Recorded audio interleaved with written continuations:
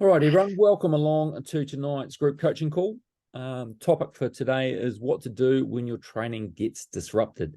Now, there's been a few people have some disrupted training lately for various reasons, injury, illness, the normal winter stories, but also family as well as personal and professional commitments, taking time in their life away from their training. So there's a number of ways we can manage that situation. And it's going to depend a little bit about what the cause of that disruption to your training is. But before we get into that, I want to tell you about a story about Mike. Now, I used to coach Mike a few years ago, or Mick, sorry, Mick. His name isn't Mike and it isn't Mick. Mick is a pseudonym or a made-up name. Because he was happy for me to tell his story, but not so much to use his real name. But before we get into that, I sort of touched on it just before.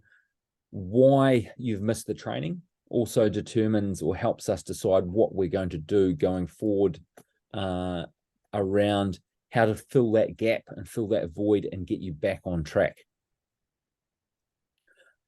So if you have been ill or injured, we're going to make sure that you rest appropriately so that that injury doesn't get worse and you can recover from it, or you can recover from the illness. Now we can modify some of that training to an activity that you can do. So if you get a stress fracture in your foot, then we can probably continue doing some form of cycling and also get into the swimming pool and do some swimming. Really great if you're triathletes. I know Jamie's going to roll his eyes at me because he's been injured. I've got him to do similar sessions, which has helped maintain his aerobic capacity when he couldn't run. I'd usually get an abusive message most days after he'd completed whatever workout I'd scheduled for him. I'm too heavy to sit for the bike. I like blood flow to my lower extremities. Yeah. So if your training has been disrupted due to other commitments, once that time has been lost and it's in the past, we can't get that back. So there's no point trying to rewind the clock and make up for those missed sessions unless you've got some form of time machine that can take you back and redo those days. We're going to focus on just moving forward and try and foresee when future conflicts are going to arise so we can plan around it and be ready for them when we get to them. So Mick, he is a dedicated Ironman athlete. He's recently raced a major international event, not the one that's happening right at the moment. He was a reasonably top-tier triathlete in his younger days, as both a teenager and through his 20s. And then he got a professional career, and I coached him in his late 40s. So he needed a little bit more recovery time to absorb the training load that he wanted to have, which was trying to live his previous best training results. Now, recovery is probably the most important aspect of any training and becomes more and more important as you get older. To get the full benefit out of the training, you must recover from that training that's happening.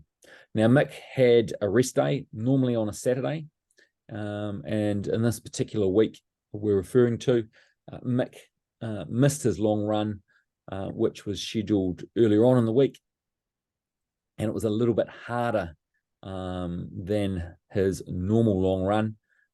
We're just trying to put a little bit more intensity into it, a little bit of race pace effort. His long bike ride on the Sunday, we had a similar plan with some higher intensity efforts to basically put him through the grinder a little bit. Because he had missed that key session during the week, he thought he would have he would throw that in on a Saturday And so he went out for this long, hard run on the Saturday when he would normally be resting prior to what was going to be quite a long and quite a challenging ride.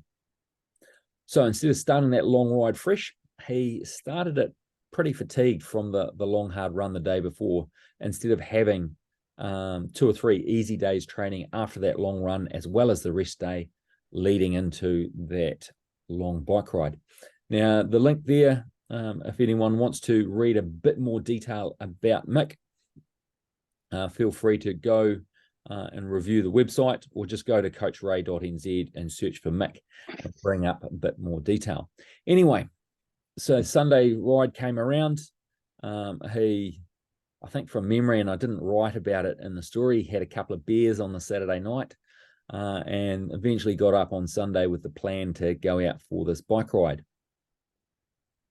Being based in one of the warmer parts of New Zealand, that was going through a little bit of a hot summer at the time, starting that about lunchtime instead of finishing about lunchtime, the day was pretty hot, and he went out and he started the ride, and it didn't go to plan. He ended up pulling the pin about 2 hours into the ride, having struggled to get to that point. So that was a good decision in terms of it wasn't going to plan.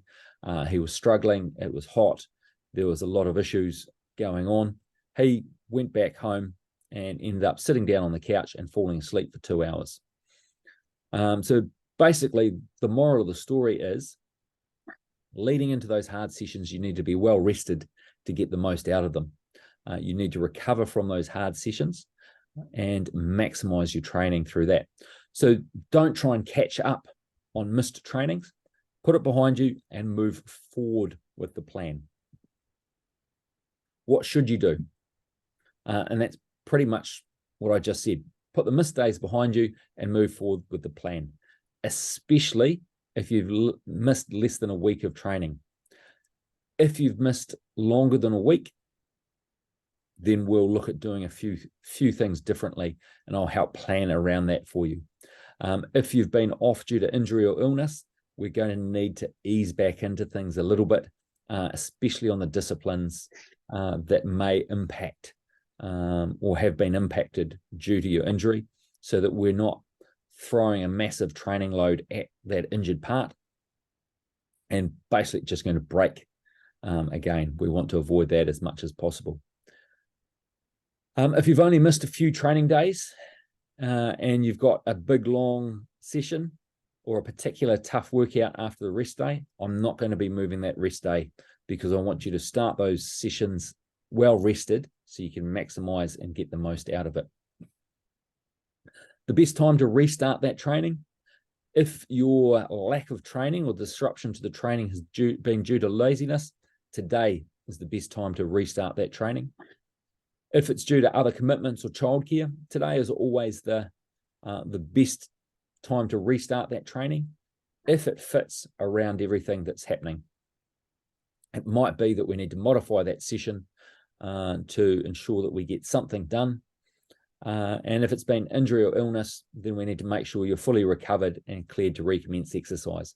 We don't want to be throwing you in the deep end and causing issues. Any questions?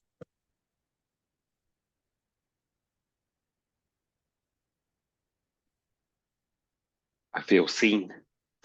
There